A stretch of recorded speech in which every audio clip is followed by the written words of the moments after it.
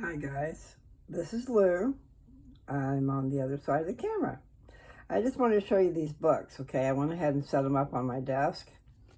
So here's volume 1 of The Kingdom and the Crown, Fishers of Men by Gerald Lund. And you see that that's Jesus there. He's going to be calling his apostles. So here's book number 2, Come Unto Me. I don't know if you can see it, The Kingdom and the Crown by Gerald Lund. And that's Jesus talking to them, or talking to people. And then here is Behold the Man.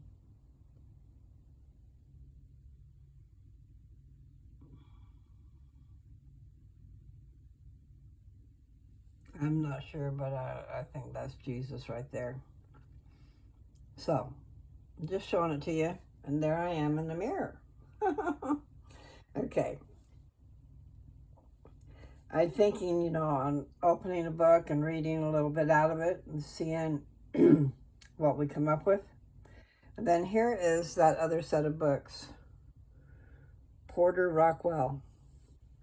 The Porter Rockwell Chronicles. Volume 1, 2, 3, and 4. No, I have not read them, but I bought them for my mother. She was a reader. And I mentioned it before. Porter Rockwell was Joseph Smith's bodyguard, so I'm anxious to find out more about that. But in the meantime, hi. It's Sunday night. It's after, you know what, I'm not sure what time it is. It's between 10 and 11, I think. And I'm not sure. I should try to go to bed early, but the problem is I wake up early too. If I go to bed early, I'm waking up by 1 or 2. But I do need to get into a different rhythm. Going to bed early, getting up early. Early bird catches a worm. But I'm up early and I don't know what to do with myself. So what I should be doing is what I'm doing at night. And it is true. I read that, sweetheart. I read that. And it's important to me because I read it before at the, I was visiting Mom and Dad while they were doing their mission. And they were on Temple Square, or they were across from Temple Square doing their job, but what they were doing was entering records into the computer that came from Ellis Island. But I was there visiting, and we went to the distribution center downstairs in the temple. Downstairs in the temple, there is a...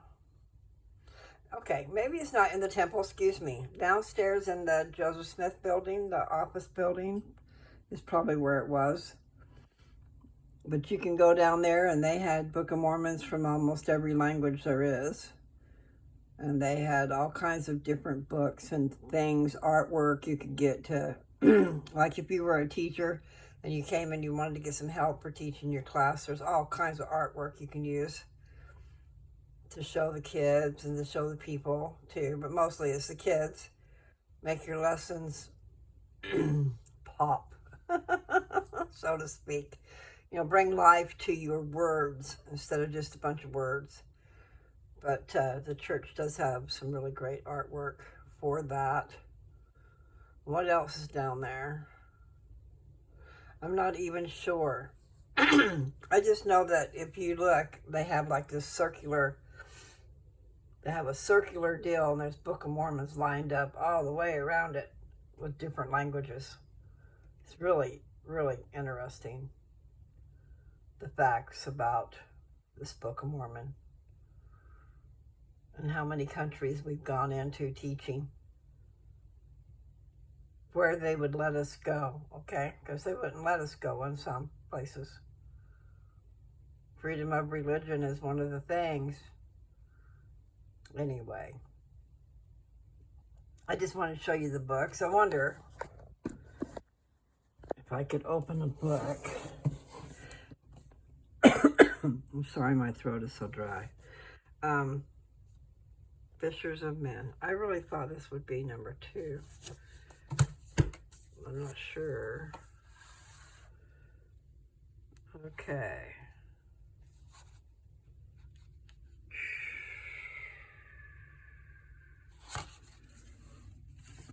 I'm not sure really how to go about doing that.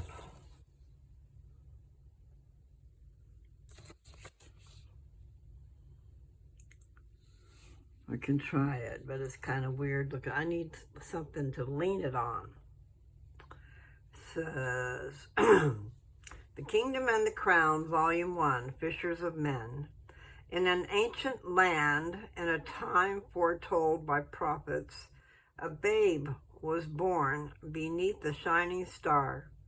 30 years later, Jesus of Nazareth began teaching a message of hope, peace, and love. He claimed to be the Son of God, and his words and his life would change the world. In Fishers of Men, the first volume of the new series, The Kingdom and the Crown, best-selling author Gerald N. Lund transports us to the days of Christ's mortal ministry and invites us to experience the emotions and events of those extraordinary times. Reports of Jesus of Nazareth have reached the ears of David ben Joseph, a merchant in Capernaum, who has waited and watched for the Messiah ever since a special starlit night 30 years earlier. He and his family decide to see for themselves whether or not the rumors are true and journey to hear Jesus. Through David, it says, though David is quick to accept Jesus as the Messiah, the rest of his family is more cautious. His wife, Deborah, and his son, Simeon, leaders in the rebellion zealot movement, look for a Messiah who will crush the Romans with power and the sword, not one preaching a message of love and forgiveness.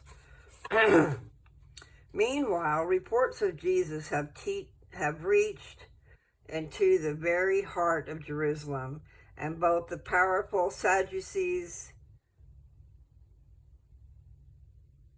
I don't know how to pronounce that name, and the Pharisee Azariah are growing uneasy with the news.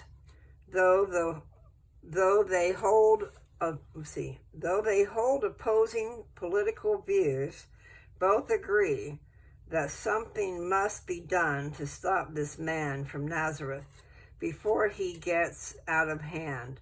However, even in, and I can't say his name, own household, the influence of the carpenter from Nazareth begins to create conflict.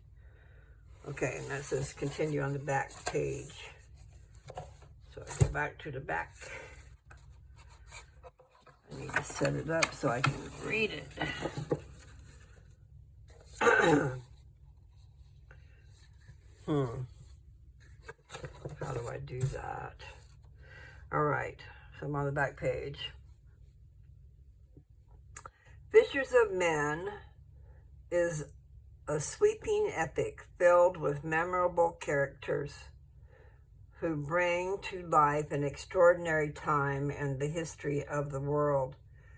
It's a story, it is a story about the importance of family, the power of faith, the miracle of forgiveness, and the strength needed to follow your heart. About the author, Gerald N. Lund received his BA and his MS degrees, so bachelor's degree and master's degree, in sociology from Brigham Young University. While in Southern California, he also did extensive graduate work in New Testament studies at Pepperdine University in Los Angeles and studied Hebrew at the University of Judaism in Hollywood. His love for the Middle East and its people have taken him to the Holy Land more than a dozen times as a tour director and lecturer. He was a religious educator for more than 35 years, teaching students both on the high school and college levels. He also wrote and developed curriculum materials, including numerous media presentations of the Old and New Testament during his career. He is the author of 18 books, in addition to the 9 volumes in the best-selling The Work in the Glory series. He has written 5 other novels, one in Thine Hand, The Allegiance, no, it's called The Alliance, Leverage Point, The Freedom Factor, and Fire of the Covenant. He has also written several books on gospel studies, including The Coming of the Lord, a study of the second coming of Jesus Christ. His books have won several honors, including twice winning an Independent Booksellers Book of the Year award.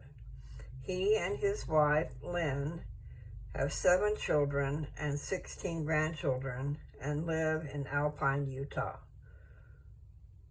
This is also available in book on tape. Okay. That's not reading anything out of the book. It's just reading about the book. Okay, now here's what's written on the back. What? She cried. What is it about this man that is so compelling that grown men leave their occupations, leave their families without means of support? I can't explain it. There is something in his eyes, something in the way he speaks. He's like no one I've ever known before. She leaned forward, her sewing forgotten. What are you saying, David? He took a deep breath. I'm not sure, but I am determined to learn more of him. She shook that off. That was not what she had meant. What if he had asked you to follow him? She queried. What then?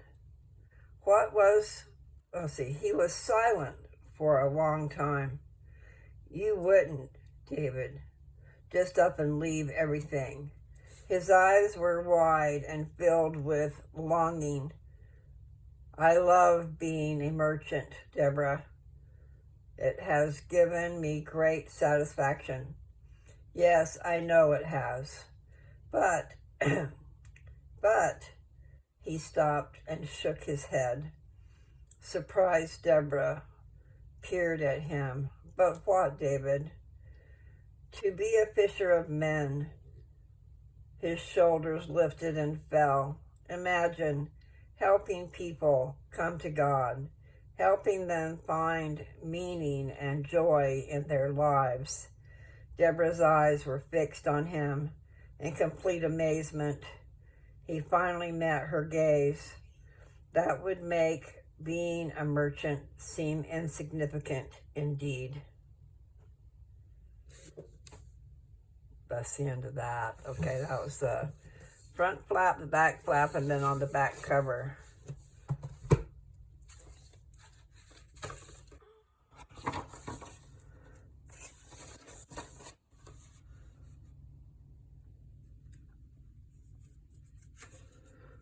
Preface. It's got a thing called a preface. Let's see how many pages that is.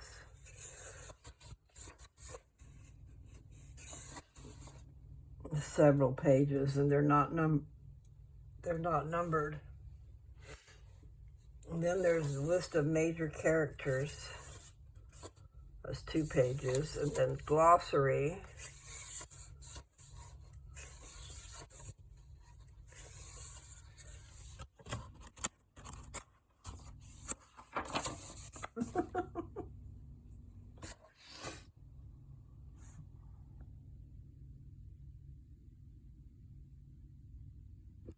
Sorry. See, the thing is, I can't, I'm not a good reader. I can't pronounce these names. Now this is called prologue. What does that mean? Because I don't think we're at chapters yet.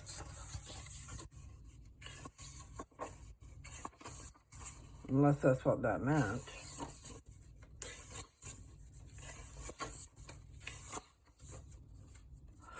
I'm getting really tired.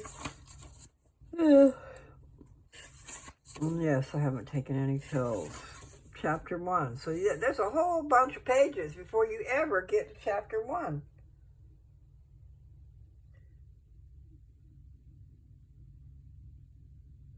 So no, I don't know about me reading this to you guys, but I just think that, what's his face? Philip, Nancy's Bella. He said you could get it on Audible. So I encourage you to do that. I remember listening to these. They had them on cassette tape and they were really good. Super good. We were in a motorhome going across country. So made all the difference in the world. In fact, when I go start and going across country, I'd like to have something to listen to like this. You guys put me in your ear. Maybe I'll keep you awake. Maybe I won't. But I tell you what, I am going to stop. I am very tired. Let's see. Here's Porter Rockwell, The Porter Rockwell Chronicles, Volume 1, a biographical novel of his miraculous life, loves, and legacy. But see, I don't feel like reading anymore. That's got a preface and all that stuff, too. And I don't know. I mean, maybe I just was not thinking very straight, because I am not a good reader. And if I have to stumble over the words, I'm probably not going to read it. And for some reason, I'm quite tired. So, it is bedtime. Maybe I should lay down close. Turn off the lights, turn off the noise, and see if I can go to sleep. Because that's probably what I've been doing wrong, is I've been going to sleep with noise. So I get distracted, and I found that if I leave it quiet, I'm asleep before you know it. So that's probably a good thing. That way that no one's messing with my dreams. Sometimes your dreams are telling you things, guys.